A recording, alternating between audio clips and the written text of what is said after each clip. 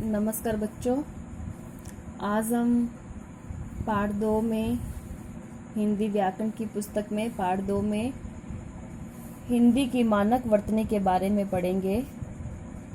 हिंदी में मानक रूप में कैसे लिखा जाए, इसमें कौन कौन से नियम हैं, इन सब की चर्चा पिछली कक्षाओं में की जा चुकी है और यह अपेक्षा की जाती है कि कक्षा 8 तक के सभी छात्र मानक रूप में लिखना सीख चुके होंगे। और फिर यह भी देखा गया है कि अनुस्वार, अनुनासिक, आगत ध्वनियाँ, र के विभिन्न रूपों आदि के लेखन में अनेक छात्र गलतियाँ करते हैं। अनुस्वार, अनुनासिक, विसर्ग, आगत ध्वनियों के बारे में हम ऊपर भी चर्चा कर चुके हैं। जहाँ तक रै के विभिन्न रूपों और उनके नियमों का प्रश्न है, इस बारे में हम पिछली कक्षाओं में भी पढ़ चुके हैं और अब फिर हम उसको दोबारा दोहराने जा रहे हैं। जैसे रै व्यंजन के संयुक्त रूप। रै व्यंजन के उच्चारण से सभी छात्र परिचित हैं। रै व्यंजन को लिखकर व्यक्त करने के लिए 3 चिन्ह या वन बनाए गए हैं। ठीक है, र, नीचे हल चिन्ह, ऊपर र, और ये र जिसे पदेन कहते हैं, पैरों में जो होता है, जैसे कि क्रम लिखते हैं तो उसके पैरों में होते हैं ये पदेन, जो 3 भिन्न भिन्न स्थितियों के लिए हैं। ये 3 स्थितियां इस प्रकार हैं। पहले रै हलंत प्लस स्वर। यदि रै हलंत किसी स्वर के साथ मिलाकर बोला जाता है, उसे हमेशा र वर्ण से लिखा जाएगा। उदाहरण देखेंगे, जैसे र हलंत प्लस आ क्या बन गया, रा।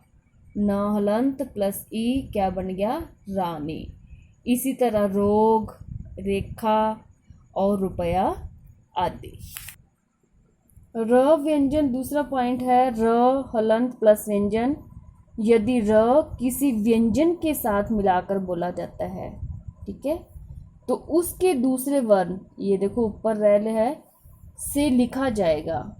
इस वर्ण को रैफ कहते हैं। ये जो मात्रा ऊपर लगी है इसको रैफ कहते हैं। यह हमेशा उस व्यंजन की शिरोरेखा के ऊपर लगता है जिस व्यंजन के साथ रै हलंत मिलाकर बोला जा रहा है। जैसे देखो, ध प्लस अ, ध, र म अ। ठीक है, अब इसके बाद साउंड आ रही है रै की, तो ये मै के ऊपर चला जाएगा। रै अकेला है, ये इसमें स्वर की जरूरत नहीं है, तो ये ऊपर गया। इसी प्रकार अर्थ, सर्प, तर्क आदि। स्वर रहित व्यंजन प्लस रै हलंत। यदि कोई स्वर रहित व्यंजन र के साथ मिलाकर बोला जाता है, तो र ध्वनि को तीसरे वर्ण से लिखा जाएगा। तीसरे वर्ण कौन सा है, ये पैरों में रह है, जिसे पदेन कहा जाता है। इसकी 3 स्थितियां संभव है। पहली है स्वर रहित खड़ी पाई वाले व्यंजन, वन प्लस र हलंत। जैसे देखो, क प्लस र क्या बन गया, इसके पैरों में पदेन आ गया, यानी क्र। इसी तरह प्र, त्र और म्र आदि। इसके कुछ उदाहरण दे रखे हैं, क्रम, ब्रह्म, प्रकाश, प्रेम, यात्रा, ग्रह, ध्रुव आदि। आगे है स्वर रहित खड़ी पाई वाला व्यंजन, श प्लस रै। जिस तरह संस्कृत में लिखा जाता था उसी तरह लिखा जाएगा। और संस्कृत में श ध्वनि के लिए 2 वर्ण थे, श तथा श। श प्लस र या री के लिए श्र वर्ण बनाया गया था, तथा श प्लस अन्य व्यंजन यानी किसी के लिए भी श। अतः श प्लस र बन गया श्र के रूप में और श प्लस री बन गया श्री के रूप में। जैसे कि ये देखो कुछ उदाहरण दे रखे हैं, श प्लस रै यानी कि जो श्रय बना है उसके श्रम है, आश्रय है, प्रश्रय है, श्रीमान, राजश्री, विश्राम आदि। इसी तरह श और री के कुछ श्री बना है, जैसे श्रृंगार, श्रीगाल, श्री, श्रृंग, हो जाएगा कृपालु। ठीक है, सॉरी, श और री के बनाने हैं, श्रृंगाल, श्रृगाल, श्रृंगार, श्रृंग आदि उदाहरण दिए गए हैं।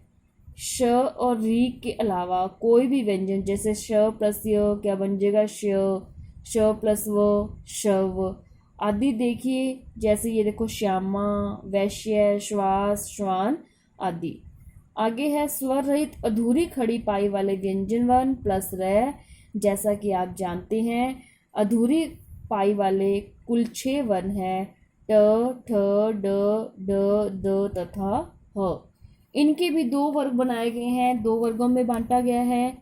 वे वर्ण जिसमें अधूरी खड़ी पाई ऊपर तथा नीचे दोनों ओर आती है, जैसे द तथा ह।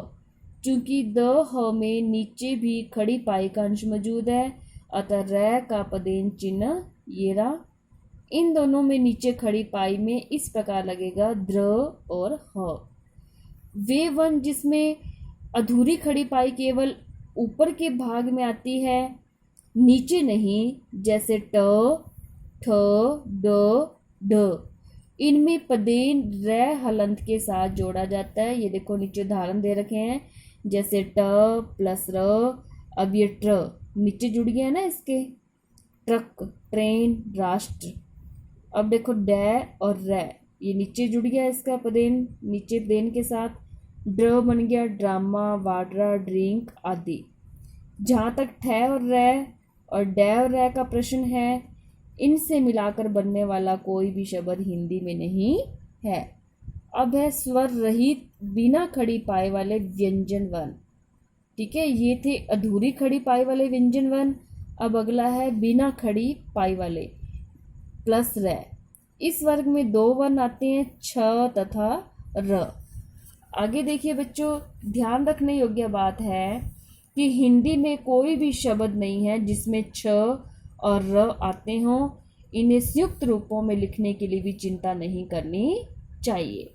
जहाँ तक र हलंत प्लस र के रूपों का प्रश्न है, इस प्रकार का नियम लागू होता है, अर्थात इसे ऊपर रै जो रैफ वाला है के रूप में लिखे जाएगा, जैसे गुराना आदि।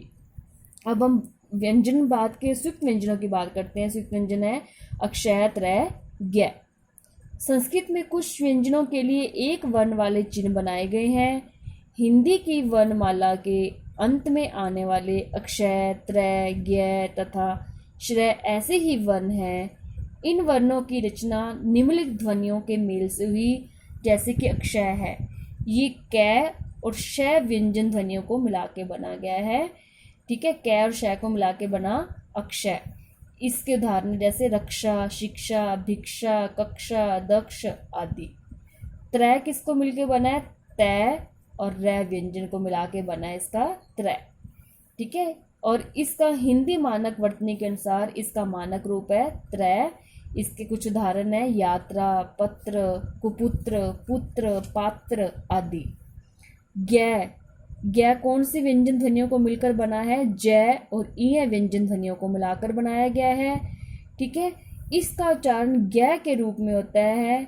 और इसके कुछ उदाहरण है आज्ञा, ज्ञानी, प्रतिज्ञा, ज्ञानवान, ठीक है आदि। श्रय, श्रय, शय और रै व्यंजन ध्वनि को मिलाकर बनाया गया है। इसका संयुक्त रूप है और इसका उच्चारण हम श्रय के रूप में करते हैं। और इसके कुछ उदाहरण हैं श्रम, परिश्रम, श्रद्धा, श्रीमान आदि। अब वर्तनी संबंधी शुद्धियाँ और उनका शोधन। भाषा को शुद्ध रूप में लिखने के लिए शुद्ध उच्चारण का अत्यंत महत्व है। हिंदी के संदर्भ में तो यह बात और भी सत्य है, क्योंकि यह भाषा अधिकांशतः जैसे बोली जाती है वैसे लिखी जाती है। हिंदी में जो अशुद्धियाँ दिखाई देती हैं उनका मुख्य कारण अशुद्ध उच्चारण है। नीचे उन शब्दों के ध्यान दिए जा रहे हैं जिनके उच्चारण में शुद्धियाँ पाई जाती हैं। अब हर्षव और दीर्घ संबंधी शुद्धियाँ हैं, जैसे अत्यधिक, ये देखो आपको सारी दिखाई दे रही है ना, ईश्वर, कवि, दिवाली, पुरुष, पूजनीय, प्राप्ति, प्रश्न, अनुकूल, आयु, उन्नति, कवित्री, नदियाँ, पूर्व, पत्नी, प्रदर्शनी, श्रीमती, अद्वितीय, आशीर्वाद, ऐक्य, गुरु, पारिवारिक, पूज्य, परीक्षा, बीमार और शक्ति। अब देखिए आपको अलप्राण, महाप्राण संबंधी शुद्धियाँ भी हैं। देखो श्रेष्ठ है, मक्खन है, गड्ढा है, सीधा है। और ये देखिए आपको कुछ अन्य उदाहरण भी दे रखे हैं सारे। फिर वै और बै संबंधी शुद्धियाँ, जैसे बिलास है, बिलास नहीं होता विलास होता है, वन की जगह वन होता है, वस्तु नहीं होता वस्तु होता है, और वनस्पति की जगह क्या होता है, वनस्पति होता है। ये री और रै की शुद्धियाँ हैं, रै के प्रयोग की शुद्धियाँ हैं। ये सब बच्चों आपने अपने आप पढ़ना है। इसको लर्न करके सबने अपनी नोटबुक पर भी इन शुद्धियों को लिखना है, रफ नोटबुक पर आपने करके देखना है, ठीक है। आगे देखिए, जैसे कि आपका ग और ज्ञ की शुद्धियाँ भी हैं। नासिक्य व्यंजन अण की शुद्धियाँ, देखो गणेश, गणेश होता है, ठीक है। रामायण, रामायण नहीं रामायण होता है। और रामायण, रामायण नहीं रामायण होता है। ये देखो कई तरह की है शुद्धियाँ, इनको आपने दूर करना है, इनका बार बार अभ्यास करना है आपने। रै और अड़ै की शुद्धियाँ, जैसे उजाड़ना, कई लोग उजाड़ना, उजाड़ना नहीं उजाड़ना होता है। श, श तथा स की शुद्धियाँ हैं, जैसे अशोक, कई जगह ना प्रोनाउंसिएशन आप गलत करते हैं, सह को शह बोलते हैं, शह को सह बोलते हैं। ये सारी वही सह और शह वाली शुद्धियाँ हैं, आपने बहुत अच्छे से इनको पढ़ना है। आगे है अक्षय के स्थान पर क्षय की शुद्धियाँ, ठीक है। अक्षय को कई लोग क्षय बोलते हैं, क्षय को अक्षय बोलते हैं। जिस क्षमय है ये अक्षमा होता है। लक्षण, लक्षण नहीं लक्षण होता है। इसे नक्षत्र, नक्षत्र नहीं नक्षत्र होता है।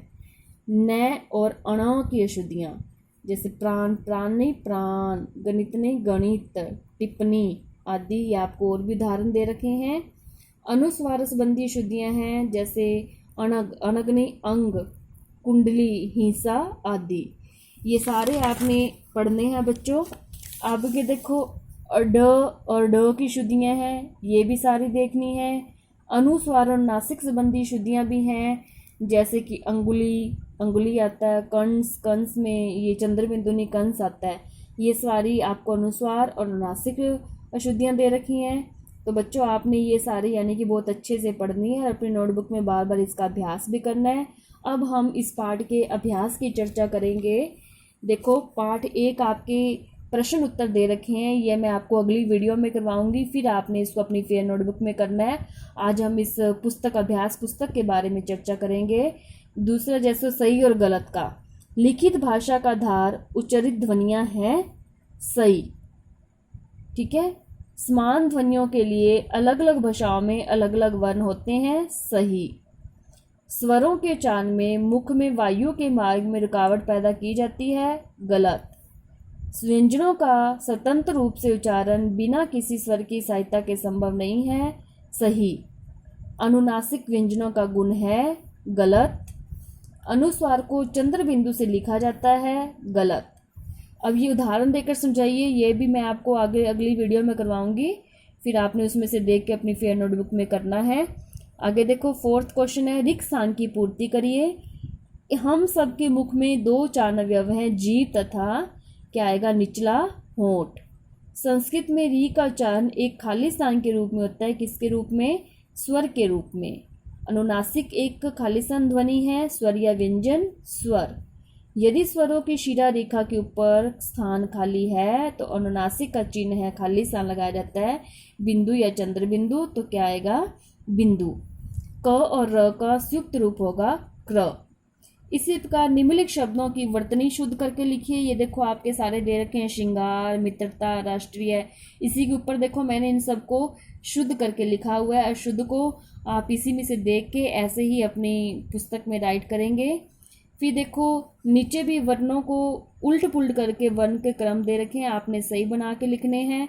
नमकीन है तो नमकीन, ये देखो कंप्यूटर, ये साधारण।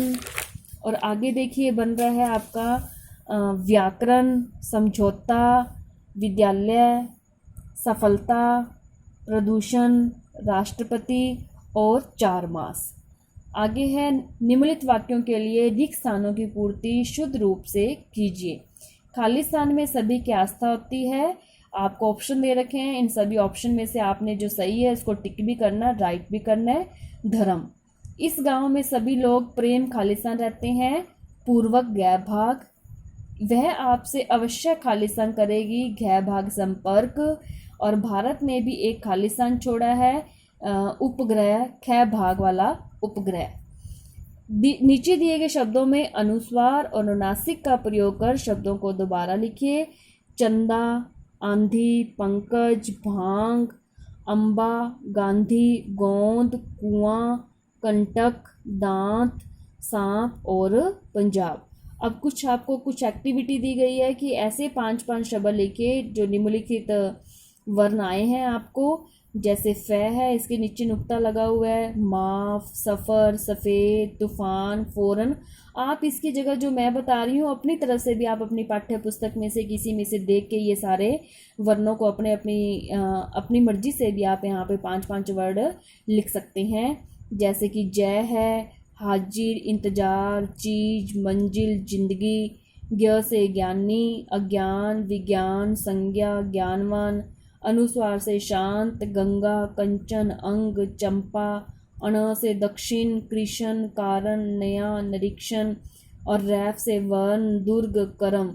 इसी तरह आ का और री का भी ये देखो आपको दे रखा है, बोल, शॉप, टॉय, बास, टॉप, और री से ऋतु, ऋण, ऋषभ, रिजु, ऋषि आदि। तो मैंने आपको पाठ 2 के अभ्यास करवाया है बच्चों। ये सारा अभ्यास आपने अपनी पुस्तक में करना है, लिखना है और याद करना है। और पिछले जितनी भी पाठ 2 में सारी भी परिभाषाएं हैं उनको आपने याद करना है और शुद्ध शुद्ध को आपने बार बार अपनी रफ नोटबुक में उनका अभ्यास करना है करके। धन्यवाद।